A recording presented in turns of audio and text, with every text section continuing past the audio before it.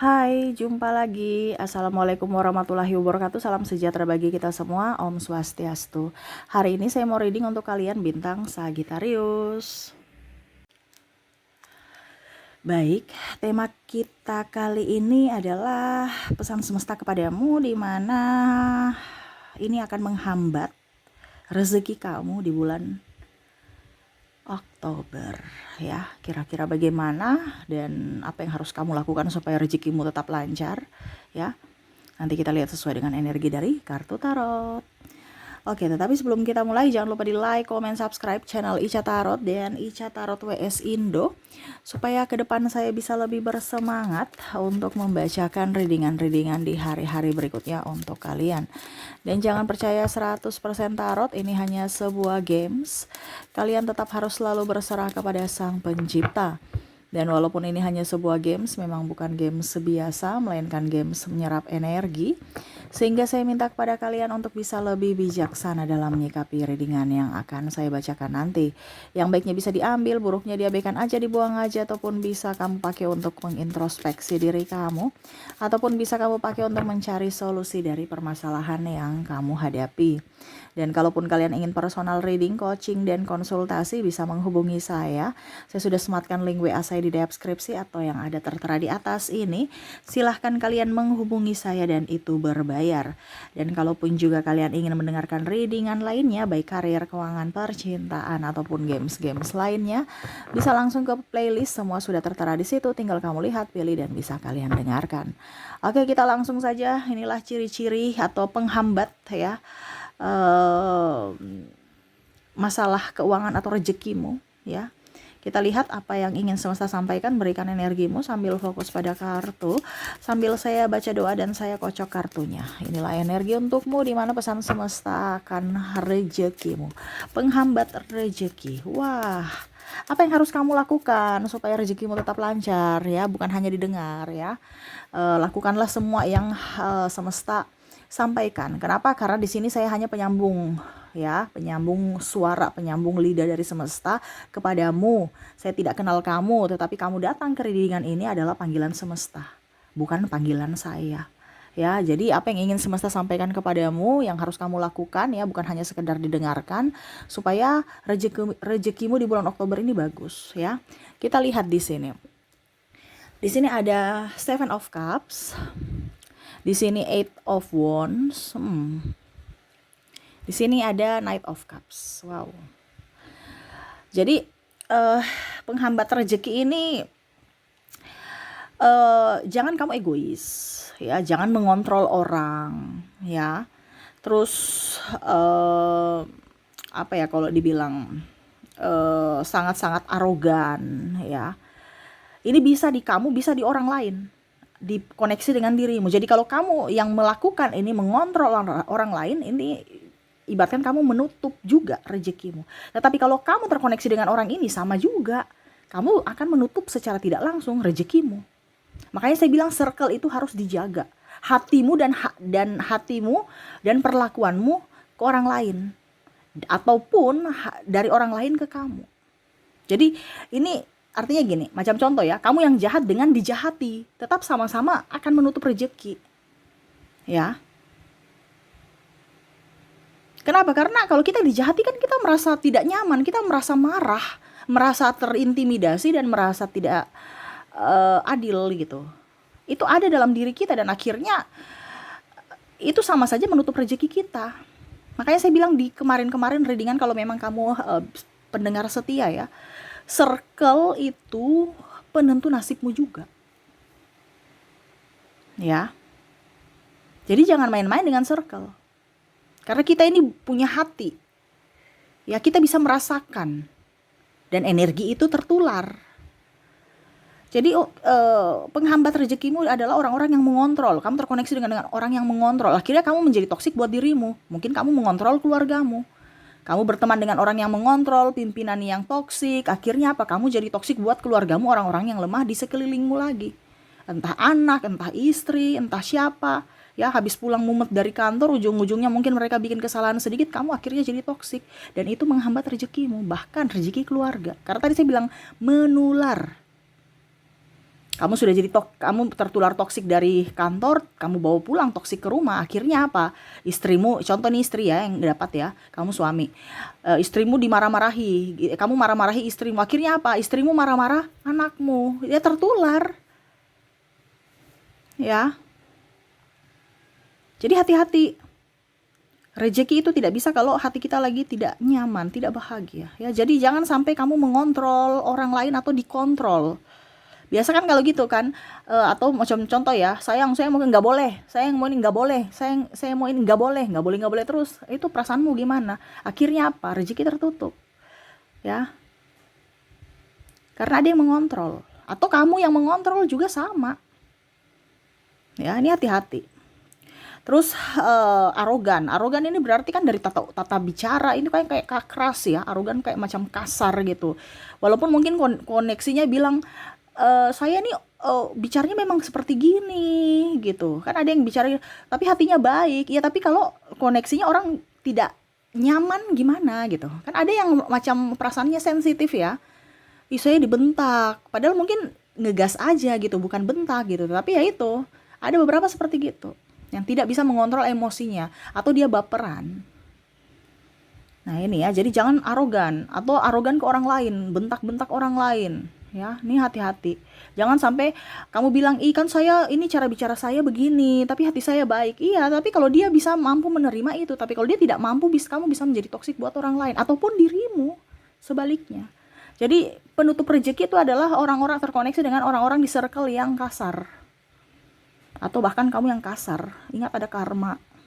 Ya. Jadi berbuatlah baik. Cuman terkadang kalau kita yang menjadi tumbal, yaitu hati-hati juga, karena seakan-akan kita yang mengizinkan mereka untuk menyakiti kita gitu, dan akhirnya rezeki kita tertutup. Kenapa? Karena kita merasa rendah, kita di vibrasi bawah gitu, kita tidak pede. Uang itu nggak suka ya dengan orang yang merasa takut, merasa sedih, dia nggak nyaman, dia nggak suka, dan dia anti itu. Makanya orang miskin tambah miskin, orang kaya tambah kaya. Karena orang miskin itu ada kesedihan, emosional, ada keluhan, terus ada merasa tidak bersyukur dan lain-lain. Kita bicara tentang energi uang. Jangan sampai energimu yang menghambat pintu rezeki. Ya. Oke, berikutnya kita lihat lagi apa yang ingin semesta sampaikan kepadamu. Ada the hero pen, ada Page of Pentacles, ada Seven of Wands, ada Ten of Swords. Oke, berikutnya di sini uang itu tidak suka dengan orang yang malas. Dan sama, kalau kita malas pasti nggak ada rezeki. Jadi jangan malas. Semesta mau sampaikan untuk kamu apa? Bekerja untuk bisa menuai hasil. Kalau kamu kerja capek, ya istirahat, tapi tetap harus menyenangi pekerjaan. Nih, ibaratkan dia harus masih mau melangkah ya, sampai ke puncak ini ya, tetapi tetap harus senang, harus happy. Untuk apa? Untuk bisa menggapai apa yang kamu inginkan ya, mendapatkan apa yang kamu inginkan, yaitu duit. Duit nggak suka dengan orang mager, duit nggak suka dengan orang mengeluh. Ya, ini kalau dia mau mengeluh bisa, tapi dia berusaha untuk bagaimana supaya menetralkan emosi dia, supaya dia tetap bahagia untuk bisa mendapatkan uang. Hati harus tenang. Ya, dan melihat ke depan, bukan melihat ke belakang. Kebanyakan orang-orang itu takut melihat ke depan, jadi terfokus pada trauma dan masa lalu di belakang. Ya, jadi nggak bisa move on, nggak bisa bangkit. Ya, bilangnya move on, tapi hatinya tidak. Ya, makanya cuman sedikit orang yang sukses. Ya, karena kebanyakan orang takut gagal. Padahal semesta sudah bilang bahwa energi uang itu dia tidak suka dengan manusia yang penakut. Jadi kenapa Indonesia orangnya sukses cuman sedikit ya, karena orang berani itu sedikit. Berani mengambil keputusan, berani melihat dibilang peluang gitu ya, berani mengambil resiko, berani bertanggung jawab, berani semua. Ini orang itu cuman mau melakukan tapi nggak mau berani untuk menanggung resiko. Barusan dapat masalah sedikit langsung udah deh kita gulung tikar aja, tutup aja. Nah ini ada seperti gitu. Makanya saya bilang jangan menjadi orang yang cemen, jangan menjadi orang yang penakut. Di bulan Oktober kamu banyak takut ya, energinya saya merasakan di sini kecemasan. Jadi jangan sampai kamu takut, karena kalau energi ketakutan berarti kamu ada untuk menutup rezekimu sendiri. Ya. Jadi seperti gitu, harus berani ya. Dan jangan malas, jangan mager, jangan ada rasa takut, jangan suka menggosip ya di sini. ya. Kamu harus tenang, ya.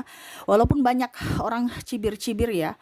Tuh, ibaratkan di sini banyak apa ya, kalau dibilang ini ada kayu untuk mau datang kepada kamu. Ingat ya, jangan kamu harus ibaratkan gini, energimu tuh harus bisa melindungi ya dari serangan-serangan ini ya. Jadi dengan cara apa kamu bisa membuat bola perlindungan? Dengan kamu harus bisa tetap menaikkan vibrasimu. Jangan suka menggosip dengan orang-orang di situ. Dan juga jangan, kalaupun digosip ya biarin aja. Jangan cepat tersinggung. Yang tadi saya bilang jangan baper. Ya. Karena di bulan Oktober ini antara kamu dengan dia ada interaksi. Kalau satunya interaksi ya otomatis pasti kamu akan jatuh gitu. Tetapi kalau kamu bisa menetralkan, di mana kamu tidak terlalu banyak bergaul dengan circle toksik dan dirimu juga positif, ya berarti hidupmu akan jauh lebih baik gitu. Makanya saya bilang circle itu hati-hati. Ya, kita salah circle, ya hidupmu juga akan salah gitu, banyak stres, banyak mumet. Jadi sekarang kondisinya kalau kamu ya lagi kesulitan ekonomi, berarti ada sesuatu yang masalah dalam dirimu, bukan dari orang lain. Mungkin kamu bilang, saya sudah 10 tahun ya kerja, tapi kok nggak ada tabungan. Berarti ada yang salah pada dirimu, bukan masalah pekerjaannya. Oh, kamu dapat duit juga kok dari gaji. Cuman hati, di mana pengelolaan uang itu.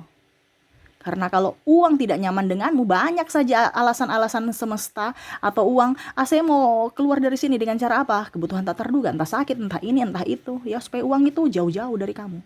Karena dia nggak nyaman dengan orang yang hatinya panas. Makanya jangan suka menggosip, ya. Jangan orang yang tidak bertanggung jawab.